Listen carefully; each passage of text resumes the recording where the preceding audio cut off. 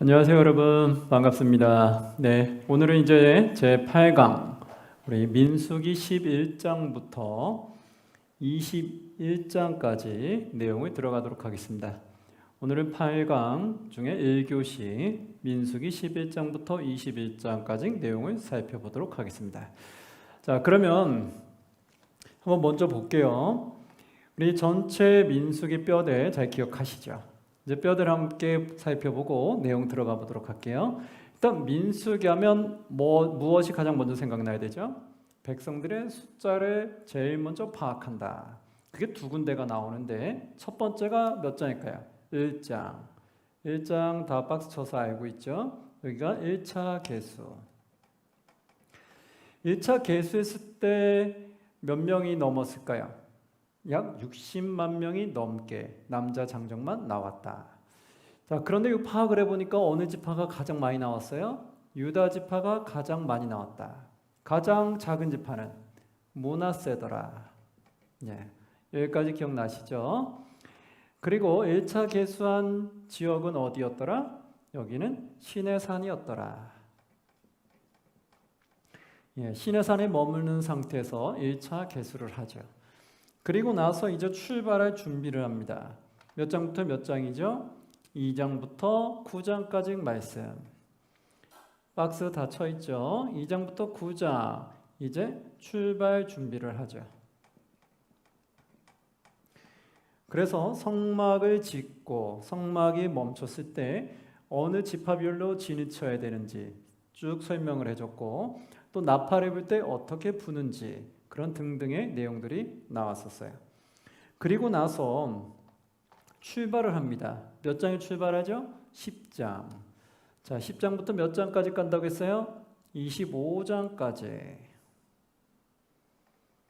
예, 10장부터 25장까지 출발한다고 했어요.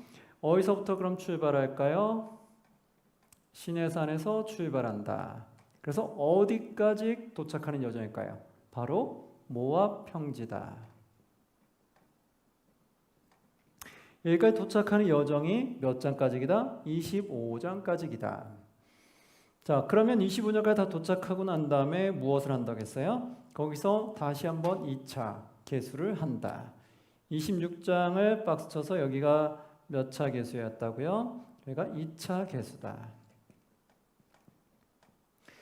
2차 계수 때는 어느 지파가 가장 많이 나왔을까요? 여기서도 똑같이 유다 지파가 가장 많이 나왔어요. 그런데 가장 적게 나온 지파는 어디일까요? 시몬 지파가 가장 적게 나왔어요. 자, 그러면 여기 2차 계수한 곳은 장소는 어디일까요? 1차가 시내산이라면 2차는 어딜까요? 여기는 바로 모압 평지죠. 모압 평지가 도착이었잖아요. 여기서는 모압 평지에 도착해서 2차 계수를 했다. 나중에 보시면 알겠지만 이 사이에 시내산에서 모압 평지까지 가는 사이에 어떤 생활이 있었냐면 40년 광야 생활이 있었어요. 이 40년 광야 생활 때 여기서 1세들은 다 죽음을 맞이하게 되죠. 그리고 나서 이제 2세들이 남았는데 2세들의 2차 계수를 해봤는데 여기서 2세들도 1세들과 똑같이 장정이 60만 명이 넘게 나왔더라. 즉 그것 통해서 무엇을 알 수 있냐면 하나님께서 출애굽했던 그 당시의 숫자를 계속해서 어떤 환난과 어떤 상황 속에서도 유지하고 있음을 알게 되죠. 즉 하나님의 목적하신 그 계획, 그 수대로 그대로 연장선으로 이어지는 걸 보게 돼요.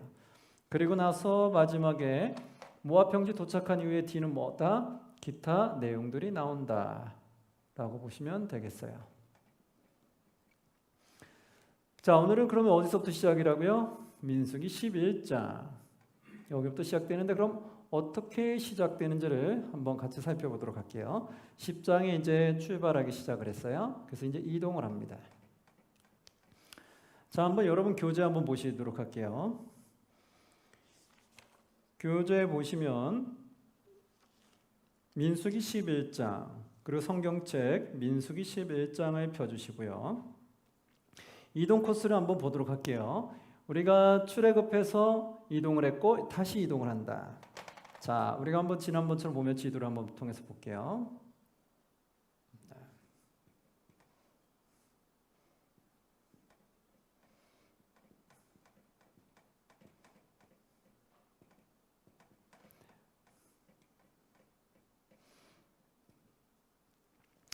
네, 여기 있을 때 어떻게 했다고요?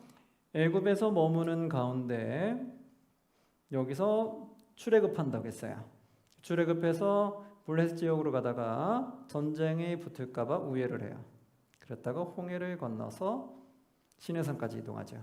여기까지 이동한 경로가 어떤 책이라고요? 출애굽기다. 그리고 시내산에 머물면서 또 5대 제사부터 율법을 받은 게 있어요. 그 5대 제사를 받은 게 어떤 책이다? 레위기다. 자, 이제 시내산을 출발해요. 출발해서 가나안 땅을 정탐하고 그랬다가 여기서 불순종을 인해서 40년 광야 생활을 해요. 40년 광야 생활에다가 모압에 도착하죠. 여기서 시내산 출발해서 가나안 정탐도 이루어지고 40년 광야 생활을 한 그 내용이 담긴 책은 무슨 책이다? 오늘 바로 민수기 책이다. 그리고 모압 땅에 머물면서 2세들에게 쓰여진 책, 모세가 쓴 책이 무엇이다? 신명기다. 이 정도까지 이제 기억하시겠죠? 자, 그럼 민수기는 이제 시내산 출발해서 가나안 땅을 정탐도 했고 40년 광야 생활을 한 내용이 민수기에 나오는 거예요. 그러면 이제 여기서 출발하게 되면은 출애굽부터 출발했던 경로가 나왔고요. 민수기에서 다시 시내산에서 출발하는 경로가 다시 나오게 되죠. 그게 뭐냐? 이제 굵직한 장소부터 보면 형광색 하나를 잡으시고요.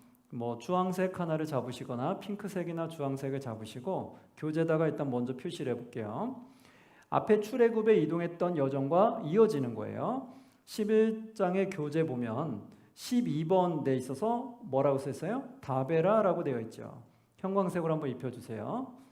핑크나 주황색으로 편한 걸로 한번 입혀주세요. 12번째 출애굽이 이어서 이동하는 곳 다베라로 이동한다. 그 다음에 13번째 기브롯 핫다와로 이동한다. 색칠해졌죠. 그 다음에 12장으로 가서 14번째 장소 어디에? 하세롯으로 이동했다. 13장으로 가서 15번째 파란 광야로 이동했다. 그리고 20장으로 가서 17번째 신광야 가데스로 이동했다. 20장의 밑에 보시면 18번에 호르산으로 이동했다. 21장으로 넘어가면 중간에 19번째 모압 땅으로 이동했다. 모압의 경계, 그리고 20번째 부엘, 21번째 비스가산 꼭대기, 22장으로 가면 22번째, 22번째 모압 평지에 도착했다. 그래서 모압 평지에 도착한 경로가 나오게 됐죠. 다 표시됐죠.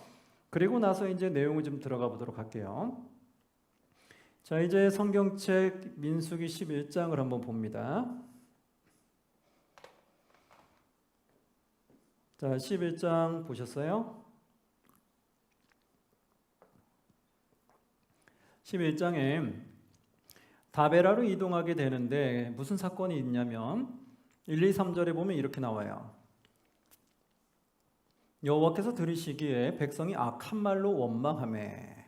여호와께 듣고 계시는데 백성이 무슨 말로 원망했어요? 악한 말로 원망하매. 이 말은 뭐냐면 그냥 원망한 것이 아니라 하나님께 악한 말을 쏟아부었다는 거예요. 하나님이 보시기에는 이게 욕인 거죠. 하나님한테 악한 말로 원망하며 여호와께서 들으시고 진노하사. 여호와가 들으시고 어떻게 해서 진노했죠. 하나님에게 욕하는데 어떻게 하나님이 진노하지 않을 수가 있겠어요. 우리를 창조하신 그 주인에게 이 피조물이 어떻게 주인을 악한 말로 욕을 할 수 있겠어요. 안 되죠. 그래서 여호와 하나님이 진노하게 돼요. 여호와의 불을 그들의 중에 붙여서 진영 끝에 사르게 하시매 백성이 모세에게 부르짖음으로 모세가 여호와께 기도하니 불이 꺼졌더라. 백성이 또 놀래서 모세에게 부르짖는 거예요. 그래서 모세가 여호와께 우리를 살려달라고 기도하죠. 그리고 여호와는 그 기도를 들어주게 됩니다. 그래서 3절에 보면 그곳 이름을 뭐라고 했다? 다베라라 불렀으니 이는 여호와의 불이 그들 중에 붙은 까닭이었더라. 다베라라고 부르게 돼요. 다베라는 다른 뜻으로 불사름이란 뜻이 되기도 하죠. 자, 그 다음에 이제 어디로 이동하냐면 4절에서 7절 보시면 이제 그들 중에 섞여 사는 다른 인종들이 탐욕을 품음에 이스라엘 자손도 다시 울며 이르되 누가 우리에게 고기를 주어 먹게 하랴. 이제 이스라엘 백성들이 또 이동하는 가운데 또 불평하고 원망하게 되는 거예요. 근데 무엇을 원망하냐면 우리에게도 고기를 좀 달라라고 원망하는 거예요. 이 원망이 누구로부터 왔을까요? 4절에 잘 보시면 그들 중에 섞여 사는 다른 인종들이 탐욕을 품에 다른 인종들이 탐욕을 품었다. 하나님의 주인으로 믿지 않는 자들이 바로 탐욕을 품게 되는 거죠. 우리를 보면 쉽게 말하면 뭘로 볼 수 있겠어요? 이 세상 사람들. 이 세상에는 탐욕이 가득할 수 있겠죠. 왜? 이 세상은 아직 하나님을 모르니까 내가 원하는 욕심이 먼저인 거예요. 내가 주인이니까 내가 원하는 탐욕이 매우 크게 되는 거예요. 그래서 본인들의 그 탐욕 욕심대로 가는데 우리 그리스도인들은 그 욕심에 이끌려서 같이 가면 안 된다고요. 거기에 이끌려서 같이 가버리면 안 되는 거죠. 그런데 여기 이스라엘 백성들은 어떻게 했냐면 그들의 탐욕에 같이 휩싸여서 빠져들게 됐어요. 그래서 그들의 그 탐욕 때문에 이스라엘 백성도 같이 원망을 하게 된 거예요. 그러면서 6절에 뭐라고 말했냐면 5절 6절에 보면 우리가 애굽에 있을 때에는 값없이 생선과 오이와 참외와 부추와 파와 마늘들을 먹은 것이 생각나거늘 애굽에 있을 때 여러 가지 먹었던 게 생각나는 거예요. 근데 이제는 우리의 기력이 다하여 이 만나 외에는 보이는 것이 아무것도 없도다 하니 만나밖에는 먹을 게 없다라고 불평하는 거예요. 그리고 7절 만나는 가시와 같고 모양은 진주와 같은 것이라. 이런 모양의 만나를 하나님께서 내려주셨던 거죠. 그래서 광야에서 그들이 굶어 죽지 않게끔 하나님이 도와주셨다는 거예요. 그런데 이들은 이것도 이제 나중에 불평이 생기는 거예요. 하나를 해주니까 뭐래요? 둘을 원하는 거예요. 그럼 여러분 둘을 해주면 셋을 원할까요? 원하지 않을까요? 원한다는 거예요. 이게 인간의 탐욕과 욕심이라는 거예요. 인간의 욕심을 버리지 않으면 인간의 욕심은 끝없이 가는 거예요. 그래서 하나님 앞에 자족하는 마음이 경건에 유익하다라고 말한 게 있어요. 왜 그랬을까요? 지금 나에게 주어진 거에 감사할 줄 아는 사람이 내가 경건한 삶을 살아낼 수 있는 거예요. 즉 하나님의 영광을 드러낼 수 있고 본이 되는 삶을 살 수 있다는 거예요. 근데 지금 나에게 있는 이 상황을 만족할 수 없다라면 감사할 줄 모른다면 인간은 교만해지게 돼요. 그래서 결국은 패망의 선봉이 돼버리죠. 이들도 결국은 자족하는 마음보다는 하나님에게 더 많은 것을 달라고 요구하기 시작을 했어요. 그러자 이 모세가 이 말을 들으면서 너무나 머리가 아픈 거예요. 한번 보시면 백성들이 계속해서 모세에게 달라고 요구를 하게 되자 11절 보니까 모세가 이렇게 하소연을 해요. 모세가 여호와께 여짜오되 어찌하여 주께서 종을 괴롭게 하시나이까. 11절에 보니까 모세가 여호와께 여쭈는 거예요. 어찌하여 주께서 종을 괴롭게 하시나이까? 왜 나를 이렇게 괴롭게 하십니까? 왜 괴롭게 했을까요? 뒤에 나오죠. 어째 내게 주의 목전에서 은혜를 입게 아니하시고 이 모든 백성을 나에게 맡기사 내가 그 짐을 지게 하셨나이까? 왜 괴롭게 한다고요? 이 많은 백성을 왜 나에게 맡겨줘서 내가 이 백성들로 인해서 이렇게 어려움을 당하게 만듭니까? 라는 그 뜻이었어요. 이스라엘 백성을 나에게 맡기지 않았으면 나도 이렇게 고생 안 할 텐데 왜 그들을 이끌고 가라고 해가지고 내가 이런 수많은 욕을 들어야 됩니까? 이런 불평과 원망을 들어야 됩니까? 너무 괴롭습니다 라는 뜻이에요. 그러면서 뭐라고 말하냐면 13절에 보니까 이 모든 백성에게 줄 고기를 내가 어디서 얻으리이까? 이 남자만 해도 60만 명이 넘는 이 숫자를 이 많은 고기를 내가 어떻게 만들어내냐는 거죠. 내가 어디서 얻으리까? 그들이 나를 향하여 울며 이르되 우리에게 고기를 주어 먹게 하라 하온즉.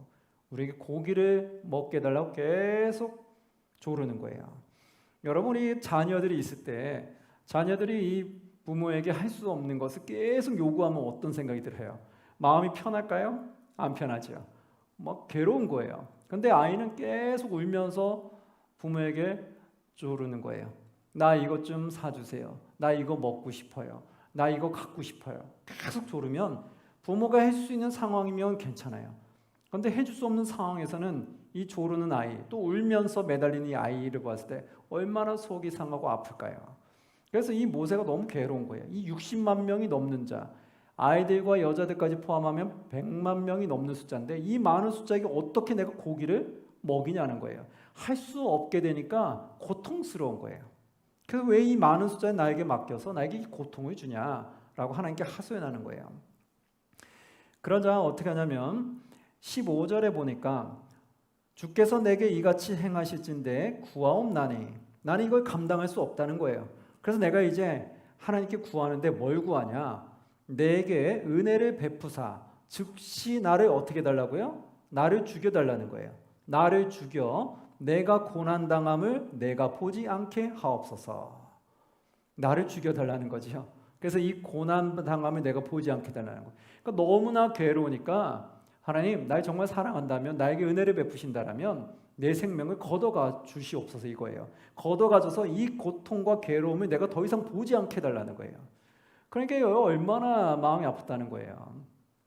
내가 할 수 없는 상황인데 이 수많은 사람들이 원망하면서 울면서 조르니까 이거 감당해낼 수가 없는 거예요. 그래서 이럴 바에는 내가 그냥 생을 마감하는 게 낫겠다. 주님, 저에게 은혜를 베푸셔서 제 생명 좀 데려가 주옵소서. 그 말을 지금 하고 있는 거예요. 그러니 모세가 얼마나 괴로워하는지를 알 수 있겠죠. 그러자 여호와 하나님이 자비하심으로 그들을 도와줘요. 어떻게 도와주냐면 모세에게 뭐라고 말하냐면, 야, 그래 네가 혼자 담당하는 거 매우 힘들지? 그래, 그러면 어떻게 해주냐? 14절에 모세가 뭐라고 말했냐면 이랬죠. 책임이 심히 중하여 나 혼자서는 이 모든 백성을 감당할 수 없나이다. 나 혼자서는 감당할 수 없다고 하나님께 이야기를 했죠. 그러고 나니까 하나님이 16절에 이렇게 나와요. 여호와께서 모세에게 이르시되 이스라엘의 노인 중에, 즉 노인 중은 뭐예요? 경륜이 있는 사람들 중에 너가 알기로 백성의 장로와 지도자가 될 만한 자 70명을 모아 내게 데리고 와서 회마가 이르러 거기서 너와 함께 서게 하라. 장로와 지도자가 될 만한 사람 70명을 뽑으라는 거예요. 그러면 17절에 어떻게 하냐? 내가 강림하여 거기서 너와 말하고 너에게 임한 영을 그들에게도 임하게 하리니, 너에게 임한 영, 바로 성령이죠. 즉 능력, 너에게 준 하나님의 능력을 그들에게도 주겠다는 거예요. 그들에게도 임하게 하리니 그들이 너와 함께 백성의 짐을 담당하고 너 혼자 담당하지 아니하리라. 너 혼자 짐을 지지 않게 하겠다는 거예요. 여러분, 이게 맞는 거죠.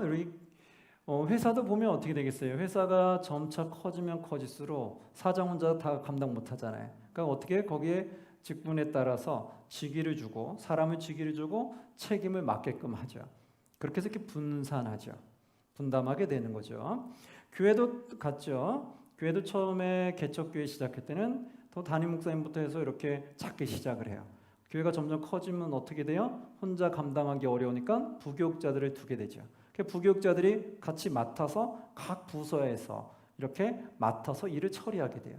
그리고 또 어떻게 돼요? 다 보면은 리더들이 또 세워지죠. 그 평신도 리더들이 또 각각 있는 곳에서 또 조금씩 다 각자의 직무를 맡게 되더라는 거예요.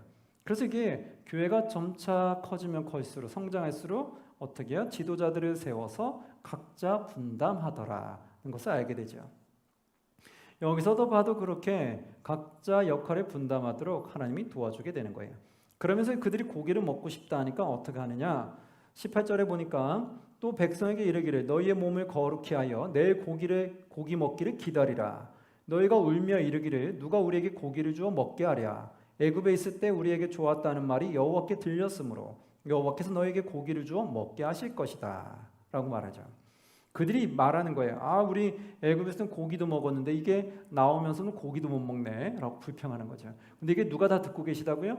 하나님이 듣고 계시다는 거예요. 여러분, 여기서 중요하게 생각해야 돼요. 내가 이 땅에서 내 속으로 속삭이는 말이나 아니면 다른 사람한테 하는 말을 하나님이 다 듣고 계실까요? 안 듣고 계실까요? 다 듣고 계시다는 거예요. 이걸 사람들이 많이 몰라요. 많이 몰라서 어떻게 하냐면 교회에서 이렇게 335 모여가지고 헌담을 하는 경우가 있어요. 하나님이 다 듣고 계시는데 헌담하면서 아무도 듣지 못하겠지라고 생각할 수 있다는 거예요. 때론 나 혼자 나쁜 생각을 할 때가 있고 내 속에서 나쁜 말을 할 때가 있어요. 그런데 그걸 누가 다 듣고 계세요? 하나님 듣고 계시다는 거예요. 그럼 우리는 누구한테 빨리 회개해야 돼요? 하나님께 회개를 해야 되는 거예요. 왜 그럴까요? 하나님이 다 듣고 계시니까. 근데 이걸 잘 모르시는 분은 속으로 내가 막 욕을 했어요. 아무도 들은 사람이 없어요. 그러니까 회개를 안 하는 거예요. 왜 그럴까요? 아무도 못 들었다고 생각하니까. 근데 우리가 하나님 살아계심을 믿는다면 어떻게 해요? 다 듣고 계신 거죠. 그러면 사람은 못 들었으니까 사람한테는 내가 용서를 구하지 않아도 누구한테 구해야 될까요? 하나님에게는 용서를 구해야 되겠죠.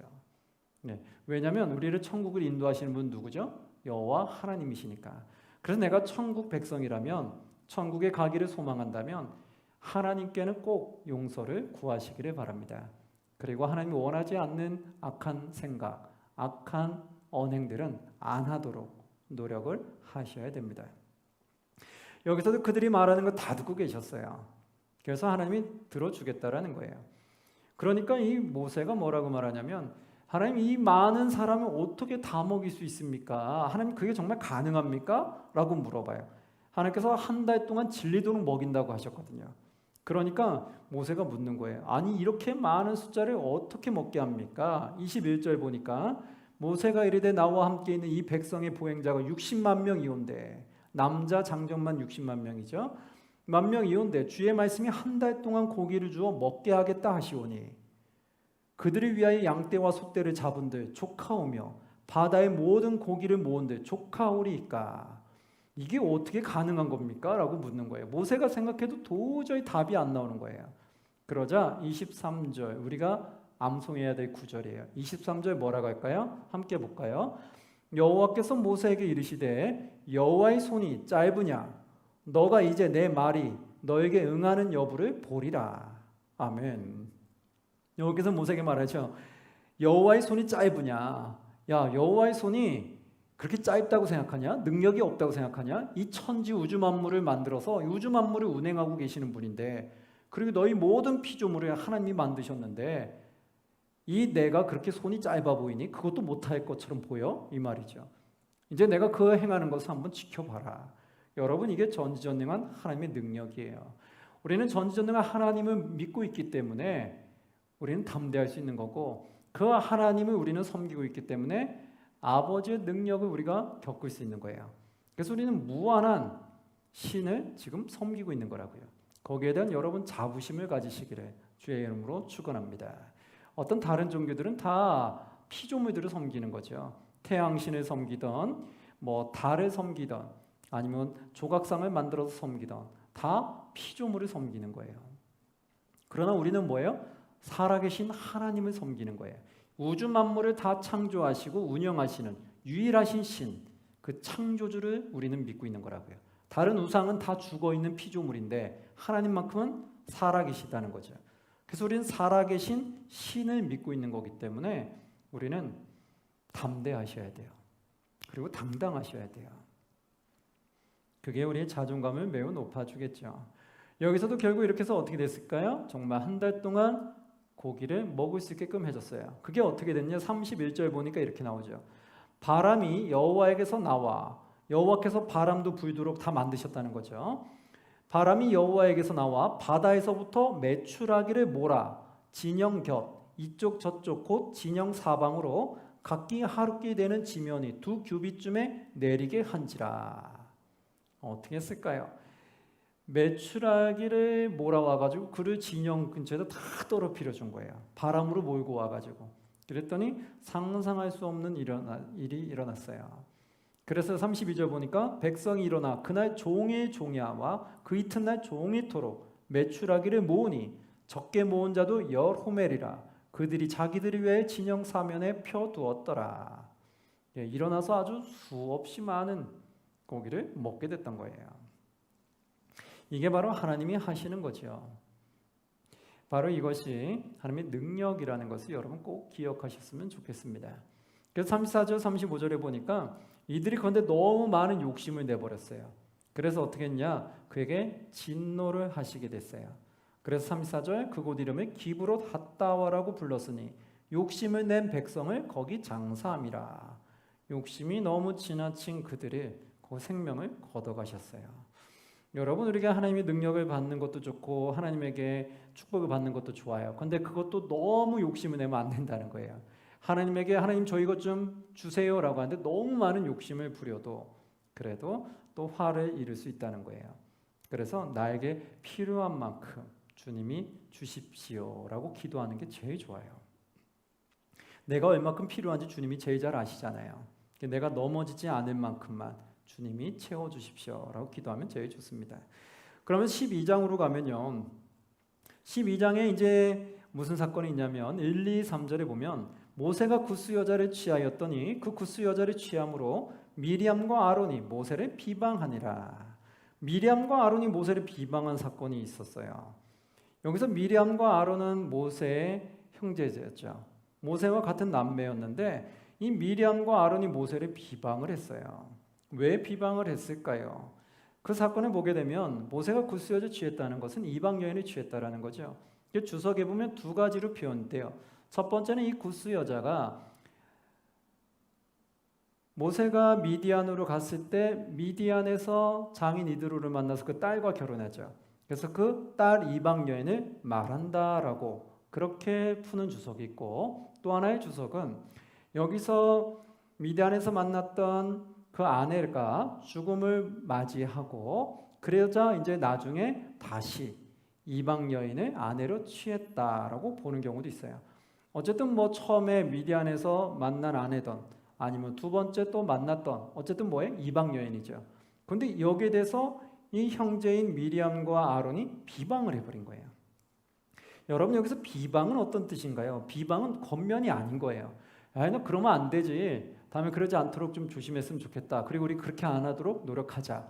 이렇게 해서 그 사람을 잘 이끌어가는 게 아니라 비방이라는 것은 그를 무시하는 거예요. 그리고 그를 깎아내리고 그를 헐뜯는 거예요. 그래서 그건 뭐냐면 그 상대방에게 피해를 주는 거예요. 상대방이 더 잘 될 수 있도록 권면하는 말이 아니라 충고하는 말이 아니라 상대방을 깎아내리고 무너뜨리려고 하는 거라고요. 해를 주려고 하는 거라고요. 왜 그럼 그 해를 주려고 했을까요? 한번 보니까 2절 3절에 알 수 있게 돼요.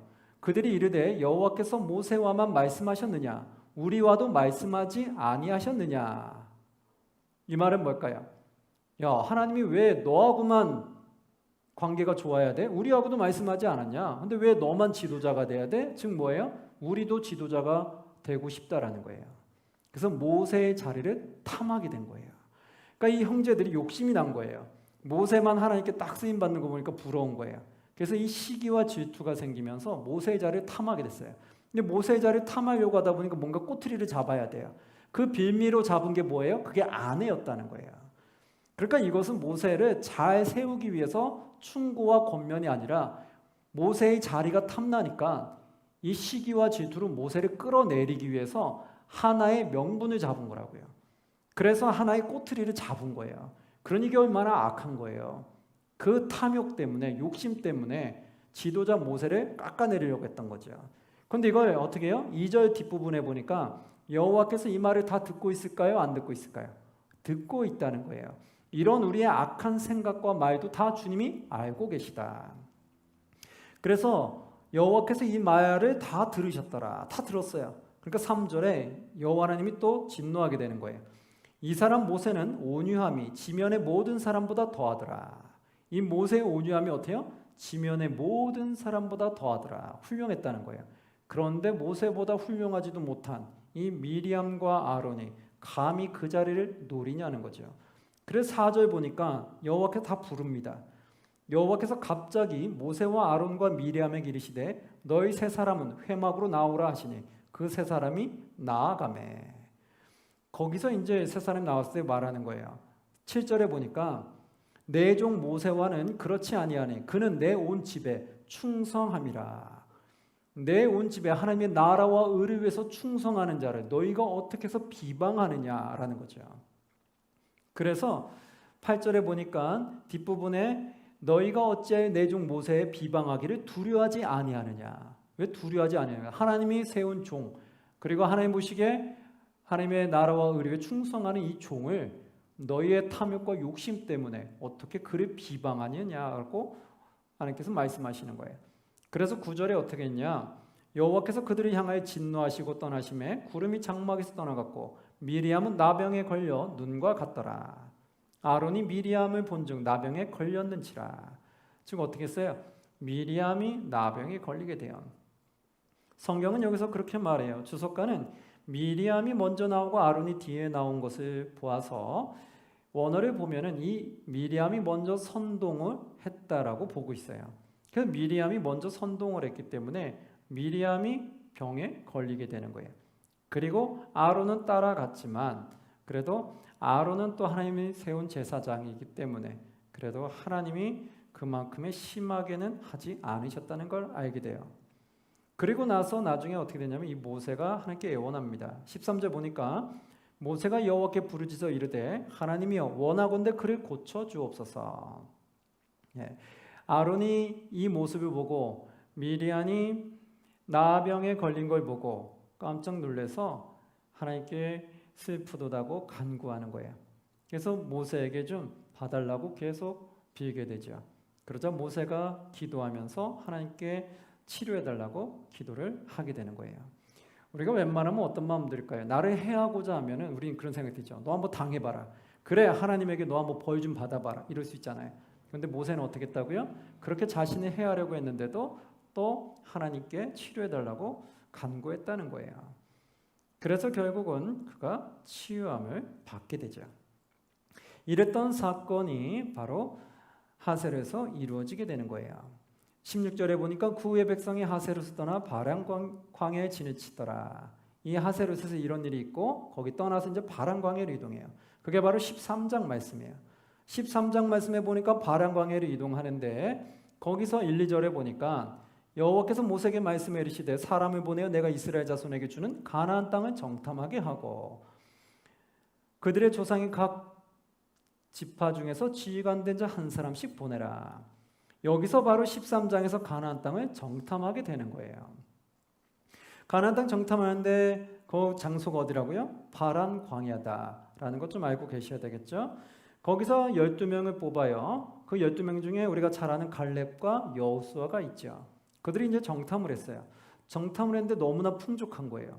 23절에 보니까 이렇게 나와 있어요. 또 에숙을 골짜기에 이르러 거기서 포도송이가 달린 가지를 베어 둘이 막대기를 꿰어매고 또 석류와 무화과를 따니라. 포도송이가 달린 가지를 베어서 둘이 막대기에 꿰어매고 오더라. 포도송이가 얼마나 크게 열렸는지를 알겠죠?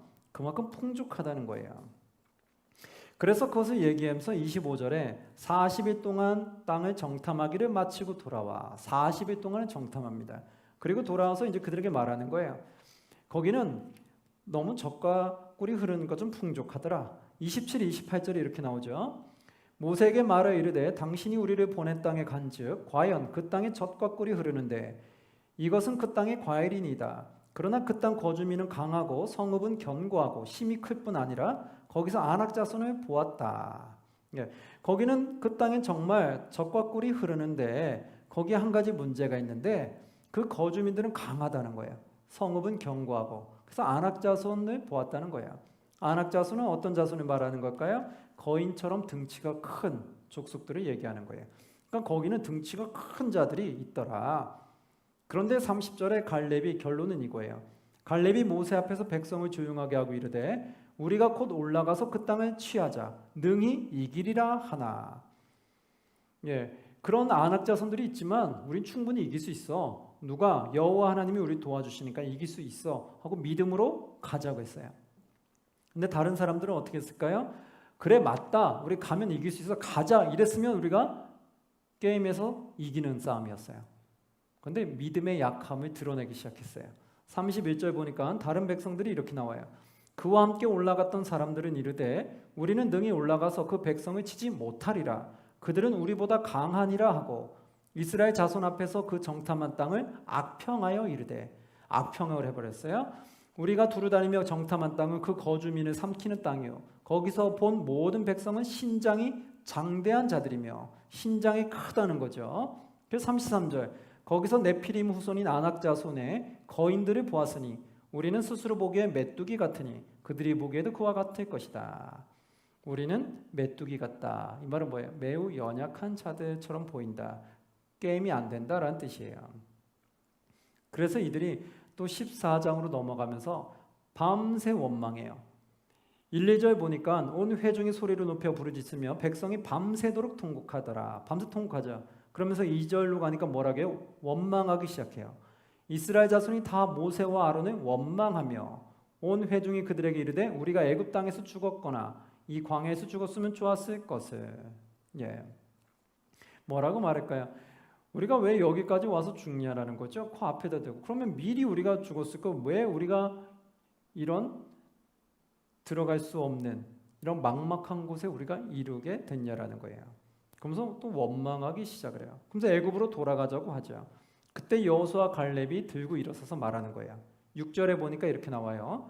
그 땅을 정탐한 자 중에 눈의 아들 여호수아와 여분의 아들 갈렙이 자기들의 옷을 찢고 이스라엘 자손이 온 회중에게 말해 이르되 우리가 두루다니며 정탐한 땅은 심히 아름다운 땅이다. 여호수아와 갈렙은 이제 영의 눈이 열려 있어요. 믿음이 있음을 보게 되는 거예요. 그래서 8절에 이렇게 말하죠. 여호와께서 우리를 기뻐하시면 우리를 그 땅으로 인도하여 들이시고 그 땅을 우리에게 주시리라. 이는 과연 젖과 꿀이 흐르는 땅이니라. 다만 여호와를 거역하지 말라. 또 그 땅 백성을 두려워하지 말라. 그렇죠. 여호와를 거역하지 말래요. 뭐예요? 여호와가 치라고 하면 치면 되는 거예요. 그런데 우리가 거역하지 말라라는 거예요. 반역하거나 반대로 불순종하지 말라라는 거예요. 그리고 그들을 두려워하지 말라라는 거예요. 왜 그럴까요? 그들은 우리의 먹이라. 그들의 보호자는 그들에게서 떠났고 여호와는 우리와 함께 하시느니라. 그들을 두려워하지 말라라고 선포하게 됐어요. 이게 바로 믿음의 눈인 거예요. 우주 만물을 창조하신 그분이 우리 도우시니까 충분히 이길 수 있어. 하나님이 점령하라고 했잖아. 그러니까 우리는 믿음을 갖고 점령하자는 거야. 즉 여호와께 도와주실 거라는 거예요. 그랬더니 뭐라고 했냐 10절에. 그럼 알겠습니다 했어야 되는 거죠. 그러나 10절에 반대가 일어나요. 온 회중이 그들을 어떻게 했어요? 돌로 치려 하는데 그때 여호와의 영광이 회막에서 이스라엘 모든 자손에게 나타나시니라. 우리 그들이 이 말을 듣고 믿음으로 그래 한번 싸워보자 라고 한 것이 아니라 어떻게 보면 돌로 쳐서 죽이려고 했어요. 그 말은 뭘까? 이들이 영의 눈이 너무 닫혀 있다는 거예요. 너무 육의 눈만 열려 있고 영의 눈은 닫혀 있으니까 전지전능한 하나님이 돕고 계시는데 그걸 못 보는 거예요. 여호와의 손이 짧으냐라고 말했던 그 여호와 하나님. 그런데 그들은 여호와의 손이 짧다고 생각하는 거예요. 하나님의 능력이 별로 없다고 생각하는 거예요. 그러니까 오히려 여호와의 능력으로 승리할 수 있다고 하는 그들을 돌로 쳐 죽이려고 하는 거예요. 듣기 싫은 거죠. 사랑하는 성도, 우리가 신앙생활할 때도 어떻게 해요? 우리는 어려운 일이 있을 때 믿음의 눈으로 바라보시고 믿음의 눈으로 우리는 이겨나가셔야 돼요. 그런데 우리가 이 믿음의 말을 하는 사람들이 미워 보인다면 그러면 안 되죠. 어려움이 닥칠 때 주님을 우리가 의지하고 주님의 능력으로 이겨보자라고 할 때 그래 알겠습니다. 아멘 하고 나가야 되는데 뭐야 너는 어떻게 그런 말을 해? 이 어려운 상황에 너만 잘났어? 이렇게 나오면 안 되는 거예요. 그게 부끄러운 거예요. 그거는 영의 눈이 별로 없다라는 거예요. 여기서 영의 눈이 닫히기 때문에 어떻게 했을까요? 결국 11절 여호와께서 모세에게 이르시되 이 백성이 어느 때까지 나를 멸시하겠느냐. 여호와께서 먼저 어느 때까지 이들이 나를 무시하겠느냐. 내 손이 짧지가 않은데 내가 우주 만물을 다 창조했는데 왜 이들은 나를 이렇게 무시하고 멸시하냐는 거예요. 왜 이렇게 나의 능력을 못 믿냐는 거예요. 그래서 이 백성이 어느 때까지 나를 멸시하겠느냐. 내가 그들 중에 많은 이적을 행하였으나 어느 때까지 나를 믿지 않겠느냐. 답답하신 거예요. 내가 수많은 이적을 보여줬고 홍해도 건너게끔 했는데 언제까지 나를 믿지 않겠냐는 거예요. 그래서 12절에 내가 전염병으로 그들을 쳐서 멸하고 너에게 그들보다 크고 강한 나라를 이루게 하리라. 이렇게 말하는 거예요. 전염병으로 그들 부정하는 자들을 치고 불순종한 자들을 치고 내가 하나님이 따르는 자들을 통해 다시 큰 나라를 만들겠다라고 얘기를 해요. 그러나 이 모세가 어떻게 했을까요? 예, 그렇게 하셔야죠. 불순종하는 자를 어떻게 데려갑니까? 이렇게 했을까요? 아니에요. 또 하나님께 애원을 합니다. 그들을 여기서 죽이면 어떡합니까? 하나님이 인도했는데 광에서 다 죽이면 이방 나라들이 뭐라고 보겠습니까? 그러니 그들을 살려달라는 거예요. 그러자 뒤에 보니까 33절에 이렇게 나오게 돼요. 33절 34절 보면 너희의 자녀들은 너희 반역한 죄를 지고 너희의 시체가 광야에서 소멸되기까지 40년의 광야에서 방황하는 자가 되리라. 그럼 내가 여기서 전염병으로 너를 다 죽이지는 않겠다는 거예요. 근데 죽이진 않지만 어떻게 되냐? 결국 하나님 말씀에 불순종한 자들은 이 광야에서 죽음을 맞이하게 되고 대신 그 자녀들이 가나안 땅에 들어가겠다는 거예요. 원래는 여기 모든 백성을 다 죽이겠다는 거였어요. 부모 세대와 자녀 세대를 다 전멸하려고 했는데 살려달라고 애원을 하니까 그러면 20세 이상 되는 그 장성한 자들만 하나님이 가나안 땅에 못 들어가게 하고 그 후손들은 가나안 땅에 들어가게 하겠다는 거예요. 그래서 33절 34절에 보면 이렇게 나오죠. 너희의 자녀들은 너희 반역한 죄를 지고 너희가 시체가 광야에 소멸되기까지 40년을 광야에서 방황하는 자가 되리라. 너희는 그 땅을 정탐한 날 수인 40일에 하루를 1년으로 쳐서 그 40년간 너희의 죄악을 담당할지니 너희는 그제서야 내가 싫어하면 어떻게 되는지를 알리라 하셨다 하라. 그렇죠? 그제서야 하나님이 싫어하면 어떻게 되는지, 즉 하나님의 눈밖에 벗어나면 어떻게 되는지 알아라는 거예요. 즉 우리는 뭐예요? 우리는 피조물로서 하나님 말씀에 순종해야 되는 거예요. 근데 하나님에 순종하지 않고 하나님의 눈밖에 벗어나면 어떤 일이 이루어지는지를 보라는 거예요. 하나님 말씀에 불순종했을 때 어떤 화를 당하는지 보라는 거죠. 그러면서 그들이 결국은 이제 그 말을 듣고 다시 이동하게 돼요. 근데 그들은 그 말을 듣고 이제 너무나 그들이 봤을 때는 크게 슬퍼하고 억울한 거예요. 우리가 다 1세가 죽으면 당한다니까. 그래서 그들이 우리가 다시 공격하러 들어가겠다고 해요. 여호와는 돕지 않겠다고 했는데 그들 힘으로 한번 이겨보겠다는 거예요. 승리했을까요? 못했을까요? 패하게 됐죠. 보기 좋게 패하면서 다시 이동하게 되는 거예요. 그게 14장까지의 말씀이고요. 15장에 보면 제사 규례가 있어요. 제사 규례는 한번 쭉 읽어보시면 될 것 같고요. 16장에 가면은 고라의 반역 사건이 있어요. 이건 뭐냐면 앞에서는 모세의 형제들이 반역을 하려고 했었어요. 그랬다가 하나님이 나병을 통해서 그들을 잠잠하게 만들었죠. 16장에는 같은 레위 지파가 또 반역을 해요. 레위 지파가 보니까 이 모세의 자리가 탐나는 거예요. 이 지도자의 자리가 탐나 자기도 꼭 그 지자리에 오르고 싶은 거예요. 나도 저 지도자의 자리에 오르고 싶다. 또 시기와 질투가 생긴 거죠. 여러분 교회에서 하나님을 봉사할 때 남에 대한 시기와 질투는 갖지 않도록 하는 게 제일 좋아요. 우리가 갖고 있는 건 뭘 갖고 있어야 될까요? 갖고 있어야 되는 것은 나에게 맡겨진 거예요. 감사함으로 최선을 다하는 것. 그것이 우리가 할 수 있는 전부라는 걸 꼭 깨달으시기 바랍니다. 그 자족하는 마음을 갖고 나에게 주어진 걸 최선을 다할 때 하나님 영광을 드러내는 거죠. 자꾸 남의 하는 것이 더 커 보이고 더 좋아 보여서 나도 저 자리 차지하고 싶은데 나도 저 자리 있고 싶은데 이런 마음이 자꾸 들면 어떨까요? 그 사람을 계속 비난하게 되는 거예요. 아, 저 사람 저 자리에 있으니까 참 보기 안 좋네. 저 자리에 안 있었으면 좋겠는데 왜 저 사람 저렇게 튀는 거야? 왜? 자꾸 어떻게 부정적인 말이 나오게 되는 거예요. 이게 뭐예요? 내 욕심이 클 때 그렇게 되더라는 거예요. 16장 1, 2절에 보니까 레위의 증손 고핫의 손자 이스라엘의 아들 고라가 들고 일어나고 르우벤 자손 엘리압의 아들 다단과 아비람과 벨렛의 아들 온이 무엇을 지었어요? 당을 짓고 그들이 당을 졌어요. 이 당을 졌다는 건 무슨 뜻이에요? 악한 행동을 하기 위해서 당을 졌다는 거예요. 이건 좋지 못한 거죠. 여러분 당을 짓는 건 좋지 않은 거예요. 여기서도 보면 당을 짓고 이스라엘 자손 총회에서 택함을 받은 자 곧 회중 가운데 이름 있는 지휘관 250명과 함께 일어나서 250명까지 그들과 합세했어요. 그래서 함께 일어나서 어떻게 했냐? 모세를 거스르니라. 결국 어떻게 이들이 당을 진 이유는 모세를 거스른 거예요. 왜 거스렀을까요? 그 자리에 나도 차지하고 싶어서 권력 욕심이 생긴 거예요. 자기도 권력욕이 생기기 위해서 이런 욕심을 내기 시작하죠. 그래서 결국 어떻게 되느냐? 그들이 이제 보니까 그러면 7절에 너희가 내 여호와 앞에 그 향로에 불을 담고 그 앞에 향을 두라. 그때 여호와께서 택하신 자는 거룩하게 되리라. 레위 자손들아 너희가 너무 분수에 지나치도다. 이 모세가 말하는 거예요. 너희가 지금 너무 분수에 지나치는구나. 나를 세운 것은 하나님이 세우신 거지 내가 잘나서 그 자리에 있는 게 아니라는 거예요. 근데 너희는 지금 너희 스스로 그 자리에 오르려고 하는구나. 너희가 정말 분수에 지나치는구나. 그럼 하나님이 누구를 선택하는지 우리 한번 향로의 불을 가지고 하나님 앞에 나아가 보자라고 한 거예요. 그래서 그 다음에 보니까 그 향을 가지고 다들 모이기 시작을 했어요. 그런데 결국은 어떻게 됐을까요? 하나님이 뒤에 쭉 읽어보시면 고라와 다단과 아비람 이들의 모든 집안을 다 하나님이 멸하셨어요. 그리고 그 땅이 갈라지면서 그들이 다 삼켜버렸죠. 그리고 나서 어떻게 됐냐면 250명에게는 그 향로에서 불이 나와가지고 250명을 다 불살라 버렸어요. 그래서 어떻게 했어요? 하나님에게 반역하는 자들은 다 죽임으로 하나님이 진노하셨다는 거예요. 하나님의 말씀에 순종하지 않는 자는 결코 있을 필요가 없는 거예요.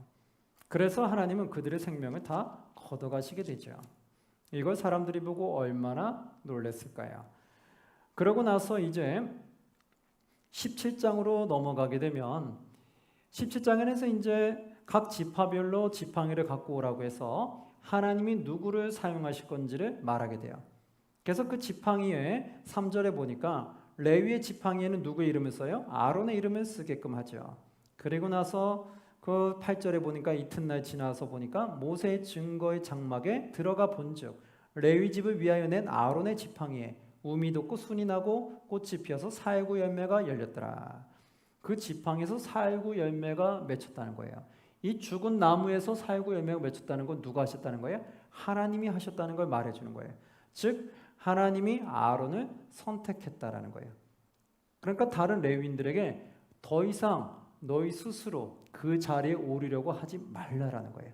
나는 아론을 선택해서 너희 대표를 끌고 갈 테니까 그 자리를 탐하지 말라라고 말하는 거예요. 그래서 그것을 증거계 앞에 둡니다. 그리고 18장으로 가니까 18장에는 이제 레위인들을 어떻게 그들에게 소금의 언약을 줘서 그들이 생계를 유지하게끔 어떻게 하는지가 나와요. 19절에 보니까 어떤 거냐면 이스라엘 자손이 여호와께 거제로 드리는 모든 성물, 이스라엘 자손이 여호와께 거제로 올려드리는 모든 성물, 하나님께 드린 건 다 거룩한 성물이 되죠. 성물은 어떻게 된다? 내가 영구한 몫의 음식으로 너와 내 자녀에게 주노니 이는 여호와 앞에 너와 내 후손에게 주는 영원한 소금 언약이다. 거제로 올려드리는 성물은 누구에게는? 제사장에게 다 주게 되는 거예요. 그래서 제사장이 그걸 먹고 살게 되는 거예요.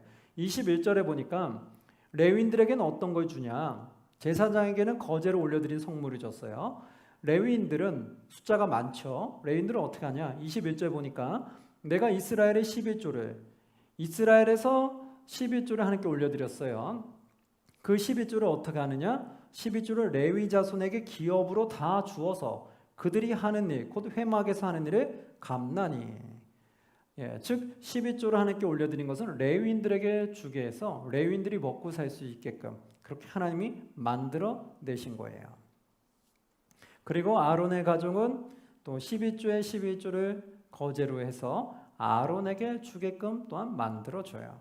그래서 하나님이 선택한 그들, 기업을 따로 주지 않는 레위인들, 또 제사장들은 하나님이 어떻게 먹여 살리는지를 보게 돼요. 그래서 하나님께 올려드리라는 그 하나님의 예물, 성물을 가지고 하나님의 제사장, 레위인들, 하나님의 나라와 의를 위해서 일하는 그들에게 하나님이 기업으로 물려주게 되는 거죠. 그래서 그들이 먹는 생필품이 되더라는 것을 알 수 있게 돼요. 그러면서 19장에 보니까 정결한 제물을 만들으라고 해요. 이건 뭐냐면 부정한 거, 또 사람이 시체를 만지게 되면 부정한 자가 되는데 그것을 씻어내기 위해서 어떠한 제물을 사용하느냐 건데 정결한 제물을 어떻게 만들어서 어떤 방법으로 정결해 줘야 되는지가 설명이 돼 있어요. 그럼 한번 쭉 읽어보시면 될 거고요.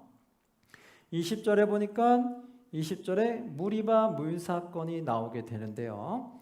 자, 오늘은 지금 읽으시는 우리 19장까지만 하고 멈추도록 하겠습니다. 그럼 좀 한 5분간 쉬었다가 이제 2교시에는 20장부터 들어가도록 하겠습니다. 여러분 수고하셨습니다.